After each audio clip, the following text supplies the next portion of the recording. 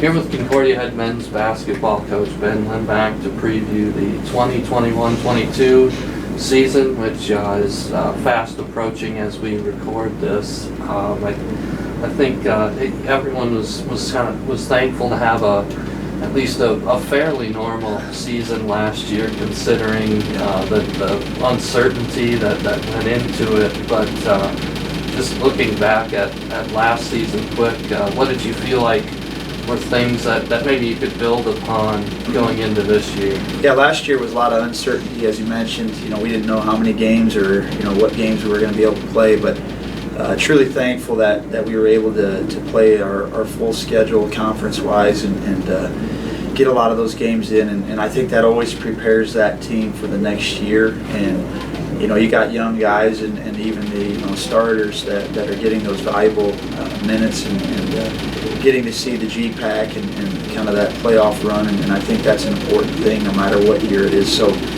having been able to do that, and then this year having everybody back in that starting lineup, and a couple guys that contributed, our top 7 I would say back from last year is an important thing, and certainly the experience they've gained over the years is going to be huge this year.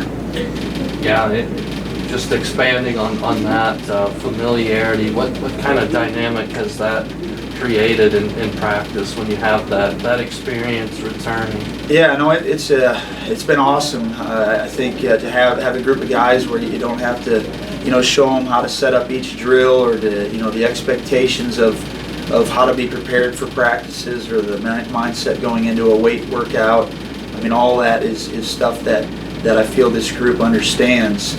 But it's kind of a balance where you got to have the hunger and the urgency, but not be complacent and the burnout complacency thing. So we have a great group of guys, leaders that I don't have to say a lot in a lot of moments, which is great. It's a very strong player-led team right now, and that needs to continue. But we also don't want to just assume that, we got everybody back and we're going to be just good and it'll take care of itself. So that's the challenge, is having that urgency still and the hunger that we'll need in a very competitive league. Yeah, a couple of those guys back from the starting lineup are fifth-year players. Ryan Holt, 5th year in the program, and also Sam Scarpelli, who transferred originally in here. But what does that say kind of about the experience that they've had that they wanted to come back again this year? Yeah, I think both of them feel like there was still some meat on the bone, so to speak, where there's stuff that wanted to be accomplished last year. With COVID, there was some things, they reduced the amount of teams in the national tournament, and whether that would have affected us or not, I think once we didn't get to that level, I think they both wanted to run it back and try it again, and I think both those guys, they have a passion for it. They're extremely hardworking, great team guys. So it's been a joy to have them back. It was one of those things where I just explained to them, that doesn't mean they're handed a starting job, doesn't mean that they're a guarantee that things will be the same, and I think they understand that, and they're both hungry and working hard and excited for the upcoming season. And there's also a pretty large group of guys where this is their 4th year in the program now, and 3 of them were all conference players last year. Justin Wiersma, Carter Kent, and Gage Smith. What do you feel like is kind of the next step for those guys? Yeah, again, a true blessing to have your most talented players, your all-conference players, also the guys that are your hardest working, and guys that have a hunger each day to get better, and that sets the tone. Those guys, they come in and they know that we didn't do what we wanted to do last year. There's something to prove. Each one of them has individual goals, but they know ultimately they want to help our team achieve success maybe that we've never had before. So, but those 3 are special. But the entire class, we have 8 seniors, including Sam and Ryan, that are returning, and it's a special group. I love those guys. It's a group that has put a lot of time into it. Certainly bonded well together over these years, and I know there's a collective buy-in that that just makes it a joy to coach each day.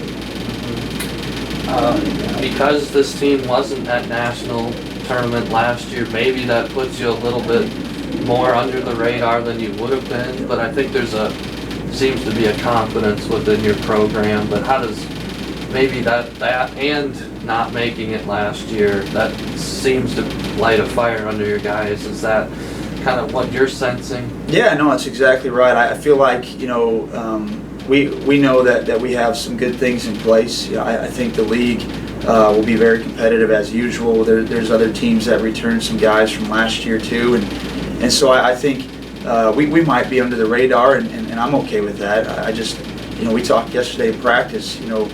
Every team in America at this point, they want to make nationals. They feel they can make nationals or win the national tournament, and I think it's about the sweat and the hard work that you put in on a daily basis. And so this team gets that. I think they're not going to take anything for granted, whether it's the polls that come out or the number of returners that we have.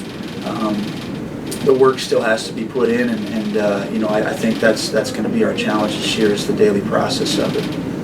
Yeah, so many guys back, and I'm sure the idea is that just because they played a lot last year doesn't mean that they are a guarantee to Absolutely. This year. But how do you see things developing from a depth perspective, and how you see maybe some of the newcomers and guys that are in their second year in the program might be pushing some of those veteran players too? Yeah, absolutely. We have the starting five from last year. Certainly they have the experience and the knowledge and they've been battle tested. So I think them right there. You have a group that can do some great things within the league. But I really challenged our returners last year that weren't the starters to not settle and try to push the level of our team even higher.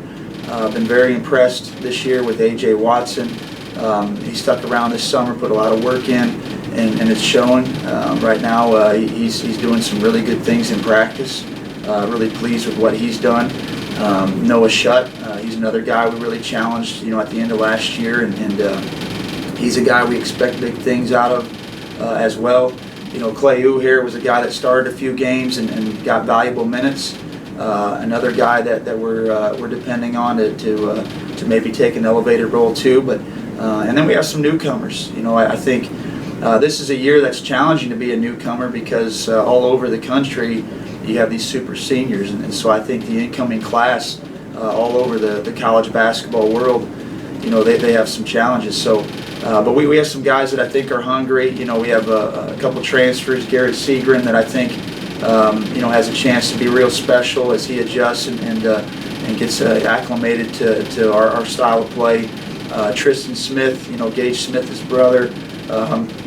I think he's going to prove a name for himself where he's not Gage Smith's brother. I think that's a big goal too, where he can do some things athletically and physically that we might need this year too, and certainly other guys that I think could be in the mix. That by the end of the year, as they put work in, the newcomers, I'm excited about this incoming class too.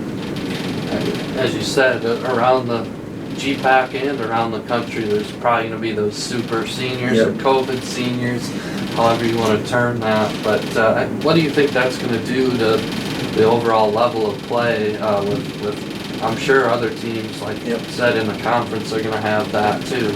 Yeah, absolutely. I think it's only going to make the basketball level even better. I think you're talking about fifth-year seniors that have been 4-year starters in some cases in our league that are back, and that's only going to make the level of basketball better. All of us that have that opportunity.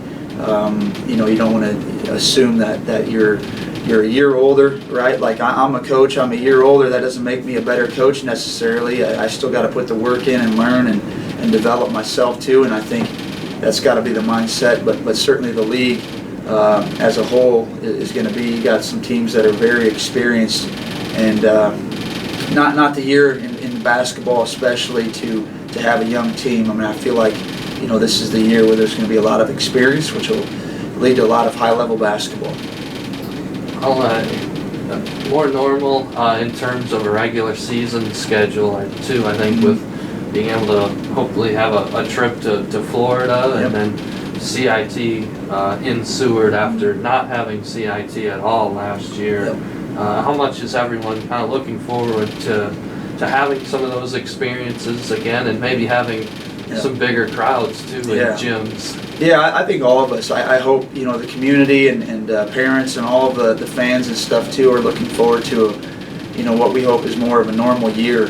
I truly think that's why a lot of these super seniors have come back to have those moments. The team bonding trips to Florida or the home CIT. This will be the toughest schedule I think I've ever had in my years of coaching, and I think this group is prepared for that. We have a number of highly ranked teams on our schedule, teams in Florida.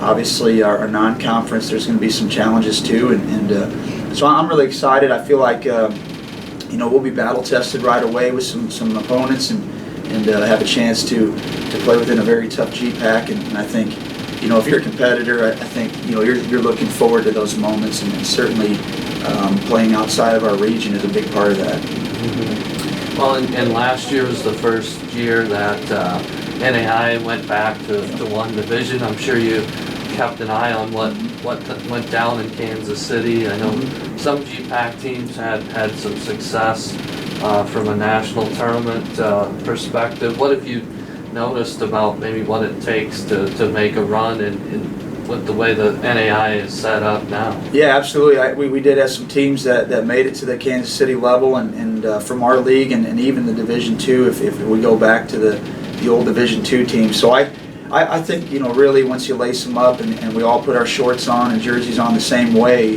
the other teams might be an inch taller or maybe a couple pounds heavier and have some advantages here and there, but I think our goal, the team set its kind of phrase or tagline or theme this year is all in, and I think at that level, once you get to Kansas City, certainly you got to have talent and abilities, but to get to that level you got to be all in for the team, and I think if we can make a special run, it's going to be because there was great buy-in and just great enthusiasm for the team, and I think certainly that Division I, Division II, I think it's going to kind of waste away here because of the level of each team just kind of fighting for what they can get. Well, I think maybe you've answered this a little bit, but considering the talent and experience that you have on this roster, what do you feel like has to come together and happen for this team to really kind of reach the potential that it has? Yeah, I think with the movement of the three-point line, I think our team as a whole, we shoot more threes than maybe some teams, so I think that's got to be something that extra time put in off court has been a big emphasis with our guys. Defensively, we're not going to have any 6'10" rim protectors out there, so we have to get better at keeping the ball in front, rotating and preventing easy baskets at the rim with charge takers and whatever rim protectors we can get out there. But I think defensively, this will be a very fast and hopefully a hard-working team that we're developing.